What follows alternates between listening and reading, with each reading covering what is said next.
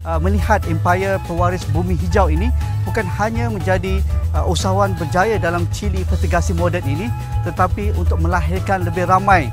usahawan dalam bidang ini, dalam masa yang sama menjadikan pertanian ini satu teknologi ataupun satu industri yang moden dengan menggunakan segala Internet of Things dan juga pendigitalan untuk memastikan anak muda berminat melebarkan minat mereka ataupun empire perniagaan mereka dalam Chili Fertigasi ini. Kerana Allah tujuan kita. Setiap